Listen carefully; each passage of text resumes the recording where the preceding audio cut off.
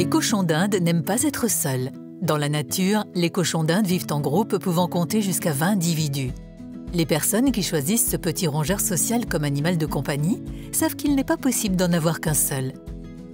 Mais que se passe-t-il si l'on souhaite agrandir son nombre de cochons d'Inde ou si l'un demeure?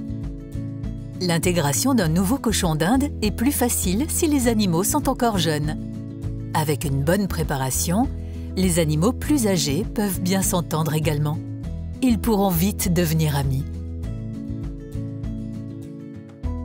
Depuis des années, Nadine accueille des cochons d'Inde qui ont besoin d'une nouvelle maison.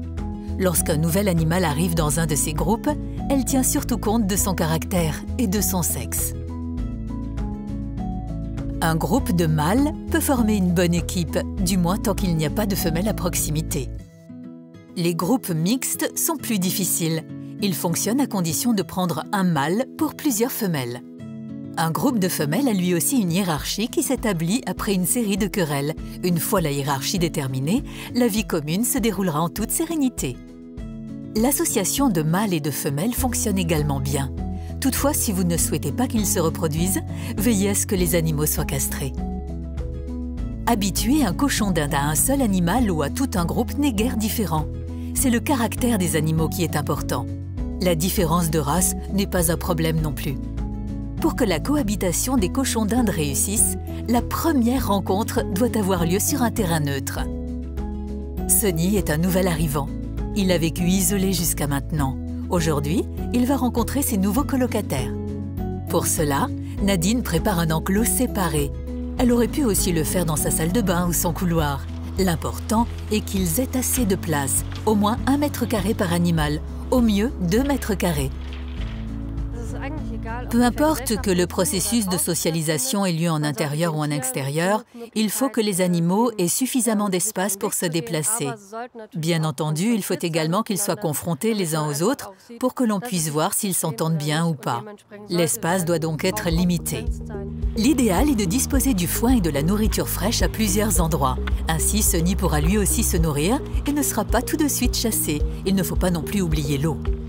Dans un premier temps, Nadine dépose dans l'enclos seulement 2 cochons d'Inde du groupe existant dont le caractère semble compatible avec celui de Sonny. Elle dépose ensuite Sonny, le nouveau. Cela permet de réduire le stress. En effet, si les 3 cochons d'Inde s'entendent bien, il ne devrait pas y avoir de problème plus tard lorsqu'il sera intégré à un plus grand groupe. Étant donné que les cochons d'Inde sont des animaux grégaires, l'intérêt de la première confrontation est avant tout la mise en place d'une nouvelle hiérarchie. Lors du premier contact, les cochons d'Inde se chassent mutuellement, cherchent à se mordre ou à dominer les autres. Ce serait une erreur d'intervenir dans les combats hiérarchiques, car les querelles dureraient encore plus longtemps.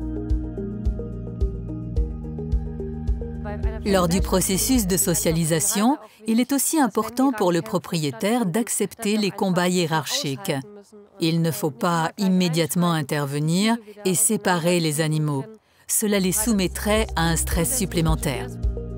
Seule exception, si les animaux commencent à se mordre, il faut impérativement les séparer. Utilisez pour cela des gants de protection.